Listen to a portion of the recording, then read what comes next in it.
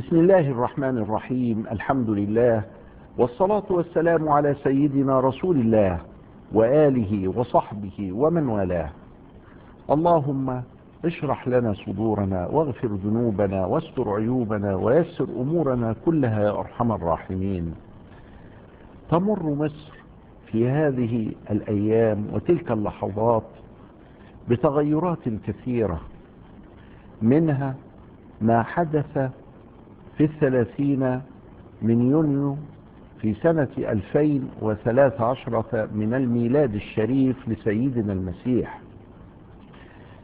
هذا الخروج الذي لم نرى مثله قط، لا في حياتنا ولا في العالم. خرج الشعب المصري، خرج ورآه الناس جميعا، والغريب أن بعضنا من بني جلدتنا ويتكلمون بلغتنا، كما أخبر رسول الله صلى الله عليه وسلم، ينكر هذا الخروج. كل الأرصاد الجوية والمراصد العالمية تقول إنه أكثر من 30 مليون، ولكن هؤلاء يقولون ولا 30,000. إذن يقول ابن حزم رضي الله تعالى عنه: إن من أنكر الواقع المحسوس الذي شهد به الناس سقط التخاطب معهم. ونحن لا نريد أن نسقط الخطاب مع أحد، ونتمنى الهداية لكل الناس، ونشعر بما كان يشعر به رسول الله صلى الله عليه وسلم، فيسليه ربه ويقول: إنك لا تهدي من أحببت ولكن الله يهدي من يشاء. فاللهم اهدي قومنا فإنهم لا يعلمون، واهدي شبابنا يا رب العالمين فإنهم قد لبس عليهم ودلس. والأمر خطير، والنصيحة هي الدين. يقول رسول الله صلى الله عليه وسلم: الدين النصيحة. قالوا: لمن يا رسول الله؟ قال: لله ولرسوله ولأئمة المسلمين وعامتهم. في هذا اليوم، في يوم 30 من يونيو، خرج الشعب خروجا عجيبا بعدما مل من ارتباك الحياة، البلاد والعباد.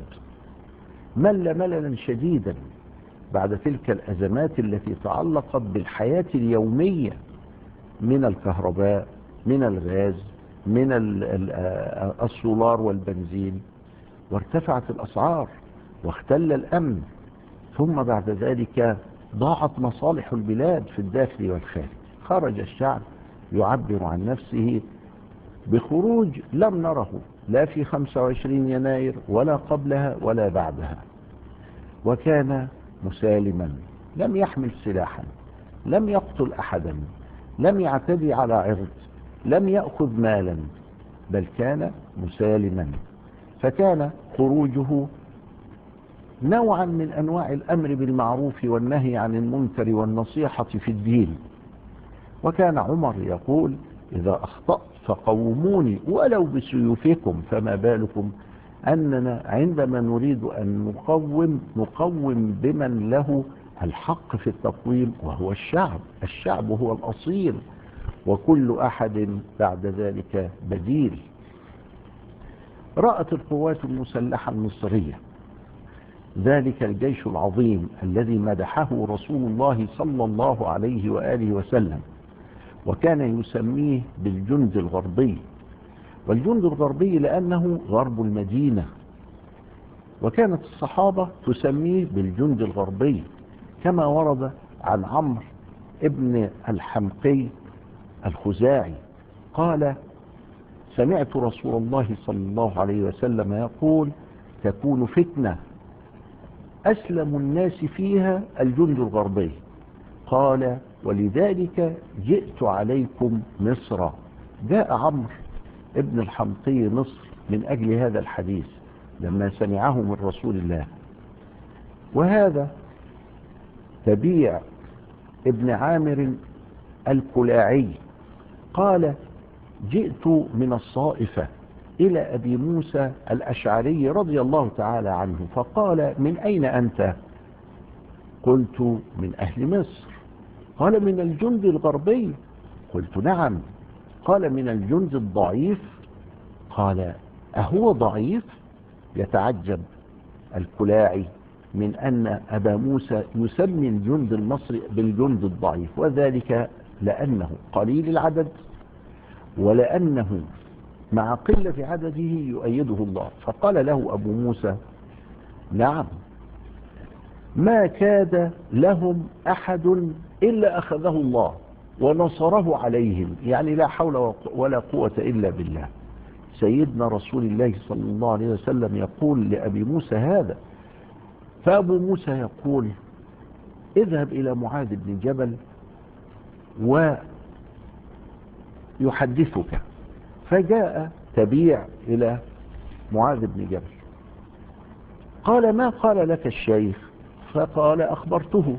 فقال وهل هناك أحسن من هذا الحديث تعود به إلى بلدك؟ صدق رسول الله، وصدقت صحابته الكرام، وصدق التابعون الأبرار الذين أخبرونا عن الوحي عن رسول الله صلى الله عليه وسلم أن الجيش المصري سيكون سالما من الفتن، وأنه يؤيد الحق، وأنه يرفع الطغيان، وأنه يصد العدوان، وأنه يؤدب الخارجين. والنبي صلى الله عليه وسلم قال في هؤلاء الذين يقتلون المسلمين الخوارج، وقال عنهم في الصحيح الخوارج كلاب النار، وقال تحقرون صلاتكم إلى صلاتهم وصيامكم إلى صيامهم، طوبى لمن قتلهم وقتلوا. من قتلهم كان أولى بالله منهم، لأنهم رفعوا السلاح على المسلمين ولأنهم يقتلون المسلمين. والنبي صلى الله عليه وسلم شدد ألا نقع في هذه الفتنة. من يقرب من الجيش المصري الذي أيده الله سبحانه وتعالى فإنه يودي بنفسه إلى التهلكة، وسبب ذلك أن الجيش المصري مؤيد من الله سبحانه وتعالى. إذن هذا الخروج وهذه الحالة التي وقف فيها الجيش مع الشعب لم تكن كما أرادها بعض أهل المصالح والشهوات والرغبات في الخارج وفي الداخل، وممن لا يريدون لمصر أن تعلو لمصالحهم الاقتصادية، لمصالحهم الاجتماعية، لمصالحهم العقائدية. هذا التناغم بين الجيش المصري المؤيد من الله وبين الشعب المصري الذي قال فيه رسول الله صلى الله عليه وسلم لا يزال أهل الغرب يعني مصر على الحق إلى قيام الساعة، وكان يقول لا تزال طائفة من أمتي ظاهرين على الحق لا يضرهم من خالفهم إلى يوم القيامة. وكان ابن فضل العمر يقول وهم الجند الغربي، يعني هم أهل مصر وجيش مصر. نعم، لم يكن انقلابا. الانقلاب تأخذ فيه السلطة المنقلبة السلطة لنفسها، وهذا لم يحدث، ويقوم بسبب وابتغاء الحصول على هذه السلطة، وهذا لم يحدث. إنما لما حصل الارتباك وحصل التظاهر والنصيحة والخروج بالملايين فلا بد أن يلبي الجيش المصري هذا النداء. هل يجوز عزل الرئيس؟ في الفقه الإسلامي يجوز عزل الرئيس. يجوز عزل الرئيس إذا أصابه جنون، يجوز عزل الرئيس حتى إذا أساره العدو، يجوز عزل الرئيس إذا فقد حواسه، يجوز عزل الرئيس إذا ارتبكت البلاد والعباد وذهبت الحقوق، يجوز عزل الرئيس إذا خان خيانة عظمى، ويجوز عزل الرئيس إذا كفر. فإذا يجوز عزل الرئيس. ومن هذا ما كان في المملكة العربية السعودية، ومحمد بن إبراهيم مفتي هذه الديار حينئذ عزل الملك سعود، لأن الدنيا قد ارتبكت وقد استلف من التجار، وأصبحت الخزائن خاوية، فعزله وأتى بأخيه فيصل. محمد بن إبراهيم سوى انقلابا، محمد بن إبراهيم خرج عن الشرع الشريف، محمد بن إبراهيم مفتي الديار السعودية الذي كانوا يعتمدون عليه في العلم خالف الدين؟ أبدا، لم يحدث هذا. ولذلك فيجوز عزل الرئيس، وهذا الجواز يتأتى ارتكابا لمصلحة الناس ولمصلحة الشعب، صاحب الأمر والنهي، صاحب ما يسمونه في الأدبيات الحديثة بالسيادة، فهو الصاحب الأصيل لهذه.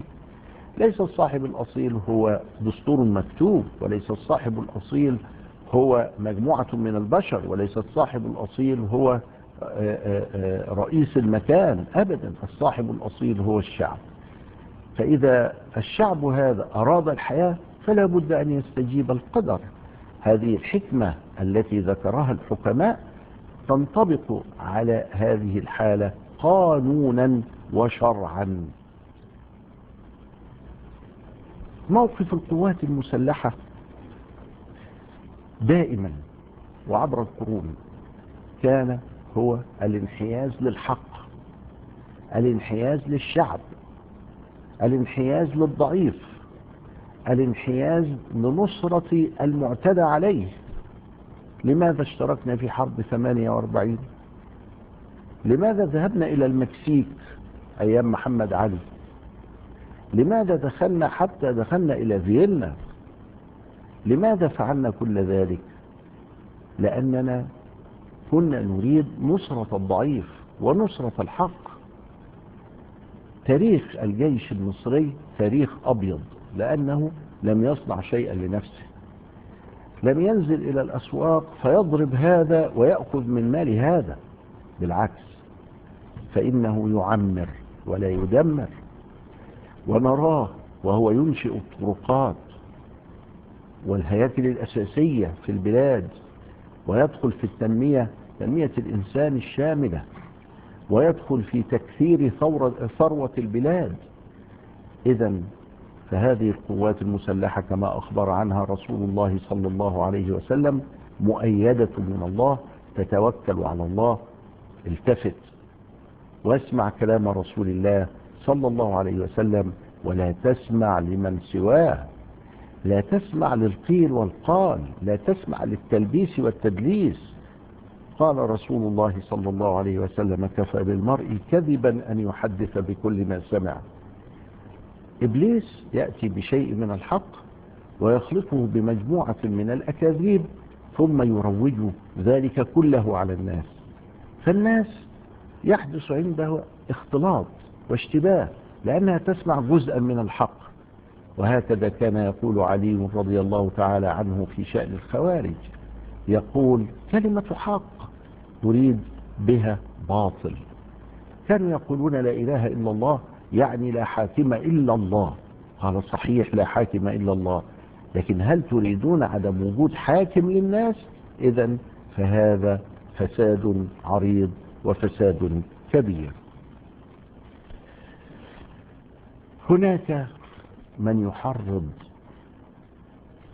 وهذا التحريض في حقيقته فتنة. والنبي صلى الله عليه وآله وسلم يقول في شأن الفتنة: وقع اللسان فيها كوقع السيف. فالتحريض على المسلمين، والتحريض على الشعب المصري، والتحريض على الأمن المجتمعي، والتحريض على السلام الاجتماعي، كل ذلك هو كوقع السيف. هو يستعمل لسانه، لكن الله سيحسبها عليه وكأنه استعمل سلاحه. هو يقتل معنويا الناس، لكن الله سيحسبها عليه وكأنه قد قتل إنسانا. انظر إلى رسول الله صلى الله عليه وسلم وهو يقول: ما أشد حرمتك على الله للكعبة، ولا دم امرئ مؤمن أشد عند الله حرمة منك. وكان يقول: لئن تهدم الكعبة وتنقض حجرا حجرا أهون عند الله من قتل مؤمن. ويقول الإنسان بنيان الرب، ملعون من هدم بنيان الرب. اسمع إلى رسول الله ولا تسمع إلى خطاب العواطف الجياشة الملبس، خطاب يحرض على المسلمين، خطاب يستعمل كلمات ولا يؤمن بها أصلا ككلمات الشرعية والديمقراطية وكذا إلى آخره، هو لا يؤمن بها. إذن تعرف من يلبس ومن يلبس عليه. القوات المسلحة المصرية كانت دائما ضد هذا التحريض الذي وصل إلى نوع من أنواع استعمال السلاح كما رأينا في سيناء. أقوام قد سلبت عقولهم. وأبو موسى الأشعري يقول في حديث طويل فيه أن الجار سوف يقتل جاره ولا يدري فيما قتله، والأخ يقتل أخاه ولا يدري فيما قتله. وقال رسول الله صلى الله عليه وسلم في حديث آخر: لا يدري القاتل فيما قتل ولا المقتول فيما قتل. فسألوا رسول الله: أو معهم عقولهم يا رسول الله يومئذ؟ قال: يومئذ يسلب الله عقولهم. ليس هناك تفكير مستقيم، ليس هناك تفكير منطقي، كلام نسمعه فإذ به كله خواء. وقد يؤتى أحدنا لحنا في الخطاب، ويكون هذا هو أشد خطرا على الناس من كل أحد، لأنه يأمر بالمنكر، لأنه ينهى عن المعروف، لأنه يعكس الحقائق، لأنه يغير الواقع ولا يريد أن يعترف به. أمر في غاية العجب. التحريض نهى عنه الإسلام لأنه هو عين الفتنة، والنبي صلى الله عليه وسلم قال في فتنة الجالس فيها خير قائم، والقائم خير من الماشي، والماشي خير من المهرول. نعم، إياك أن تدخل في هذه الفتن تحت أي دعوة، فإن النبي صلى الله عليه وسلم وهو الصادق المصدوق أنبأنا بالتفصيل عن هذا. في نعيم بن حماد في الفتن من طريق يزيد بن أبي حبيب أن رسول الله صلى الله عليه وسلم يقول: ستكون فتنة تشمل الناس كلهم إلا الجند الغربي. تشمل الناس كلهم.